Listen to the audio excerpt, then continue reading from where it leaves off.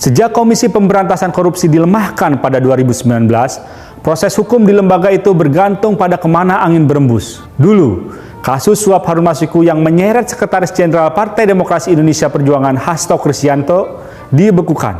Namun, setelah PDIP bukan bagian dari rezim dan komisioner KPK berganti, Hasto ditetapkan sebagai tersangka. Peran Hasto dalam penyuapan Wahyu Setiawan sesungguhnya sudah terang benderang. Hasto ditengarai memerintahkan Harun Masiku menyerahkan uang kepada Wahyu. Tujuannya untuk membuat KPU menetapkan Harun sebagai anggota DPR pengganti antar waktu. Hasto juga dituduh menghalangi penyidikan dengan menyembunyikan Harun saat KPK hendak menangkapnya. Ketika penyidik mengajukan Hasto sebagai tersangka, pimpinan KPK saat itu menolaknya. Setelah itu, kasus membeku. Hasto melenggang sementara Harun Masiku lenyap bak di telan bumi. Kasus ini kembali mencuat pada 2024 saat PDIP dan Presiden Joko Widodo resmi berpisah jalan.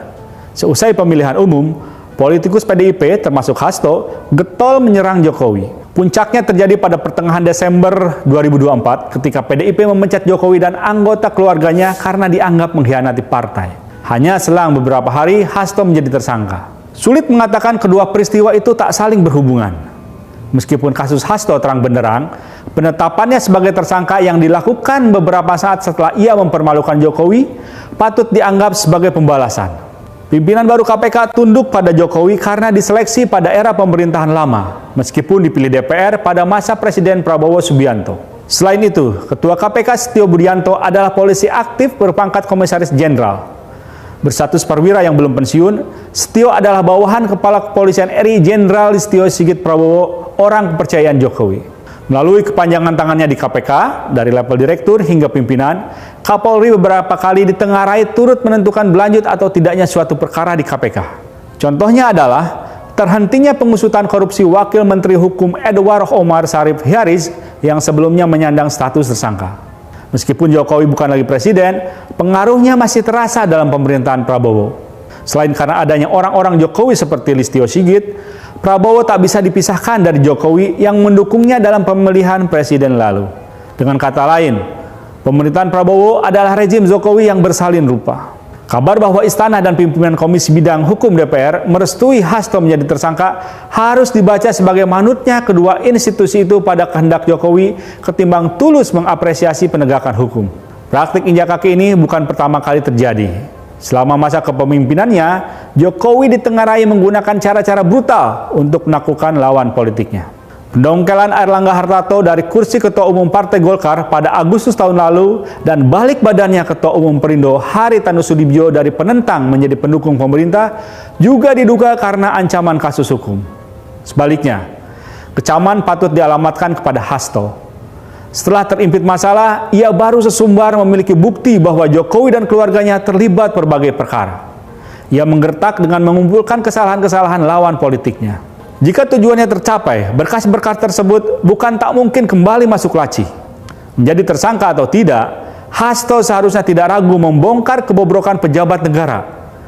Yang dilakukan Hasto lebih tampak sebagai negosiasi agar dia lepas dari perkara.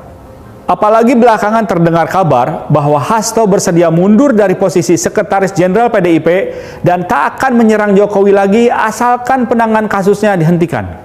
Pendapat yang menyatakan bahwa di Indonesia demokrasi dan penegakan hukum bisa terwujud jika terjadi konflik politik antar elit tampaknya harus dikoreksi. Dalam perkara Harun Masiku, konflik elit justru melahirkan negosiasi dan kesepakatan. Sementara hukum terpinggirkan. Halo teman-teman, kembali lagi bersama saya di channel ini. Salam NKRI harga mati. Teman-teman, dalam video ini kita telah mendengarkan sebuah cuplikan video yang disampaikan oleh anggota dari Tempo. Tentunya hal-hal seperti ini menjadi sebuah pemahaman bagi kita dalam menilai perjalanan politik yang terjadi ke depannya.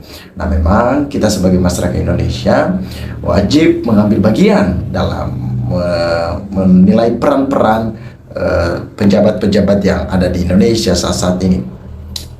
Nah, memang sebenarnya ini udah lama terjadi sebuah kericuhan dan perang dingin antara Megawati dengan Jokowi ataupun Jokowi dengan PDI Perjuangan.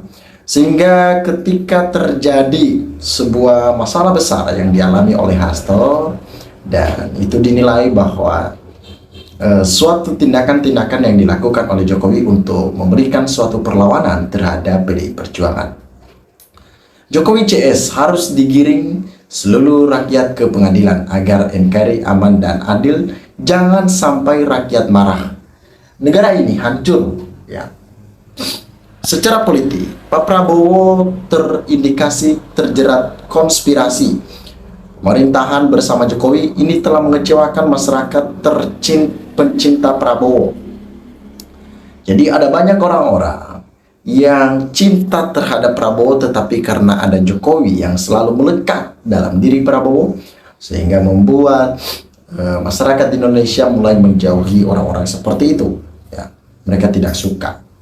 Pemerintahan saat ini banyak dari Polri, Mendagri dan Pulkam serta KPK, belum lagi Kapolri belum tergantikan. Jadi ditangkapnya Hasto ini bisa dikatakan bahwa intervensi dari seorang Jokowi untuk memberikan suatu perlawanan terhadap PDI Perjuangan. Kenapa dendam Jokowi masih belum terbereskan? Dendam Jokowi masih belum selesai ketika ia dipecat oleh PDI Perjuangan, yang dikala itu dia masih presiden. Tentunya itu hal yang sangat memalukan dan menjadi rekam jejak yang buruk bagi Jokowi, karena yang memecat dia adalah partai yang besar. Kalian para tokoh-tokoh sudah melaporkan tapi tidak ada follow up dan slogan kalau punya bukti laporkan, laporkan tapi tidak ditindaklanjuti, sama aja nihil atau nol. Harusnya Komisi Pemberantas Korupsi, lembaga ini menjadi lembaga yang dapat dipercaya oleh masyarakat, yang dimana mereka harusnya dapat menjalankan tugas-tugasnya mereka dengan tepat tanpa ada hambatan-hambatan apapun. KPK adalah dibuat untuk memberantas korupsi. Jadi yang lebih diprioritaskan adalah yang dinilai itu adalah merugikan negara, karena masih banyak kasus-kasus yang besar. Bagaimana dengan Blok Medan dan berbagai macam hal-hal lain yang dinilai nantinya itu sangat merugikan negara yang besar, ya. Itu perlu kita untuk ketahui bersama-sama. Bagaimana mau mengadili Mulyono? Karena dia dilindungi WOW. Satu-satunya cara menyeret Mulyono ke proses hukum ya hanya melalui kekuatan mahasiswa dan koalisi masyarakat dan pegiat anti korupsi, sivitas akademik dan dewan guru besar. Itu yang dapat memberikan sebuah tindakan-tindakan yang begitu progresif, teman-teman, ya. Hasto dituduh menghalangi penyidikan Harun Masiku. Pertanyaannya, siapa yang menghalangi penyidikan pada kasus Hasto di 2020 sampai 2024 baru dijadikan tersangka? Itu pun masuk kategori menghalangi penyidikan kasus Harun Masiku. Ya, harusnya mereka dapat lebih teliti akan hal itu, ya. Dua-duanya harus ditangkap. Kenapa harus takut? Ini negara bukan milik Prabowo dan Jokowi. Harus revolusi, tangkap perusak negara ini. Mandulnya KPK itu semenjak status diubah Mulyono dari badan independen menjadi PNS otomatis di bawah presiden dan mudah dikendalikan. Itu yang luar biasa. Harusnya mereka tidak dikendalikan oleh presiden ataupun tetap memiliki pendirian tersendiri. Membangun bandara kereta jadi Majalengka adalah salah satu, ya, itu program, ya. Harapan kita teman-teman dengan berbagai macam masalah-masalah yang ada, semoga terselesaikan dengan baik tanpa adanya juga korban-korban di dalamnya. Itu yang kita inginkan. Terima kasih teman-teman. Silakan berikan tanggapannya di dalam kolom komentar ini. NKRI harga mati.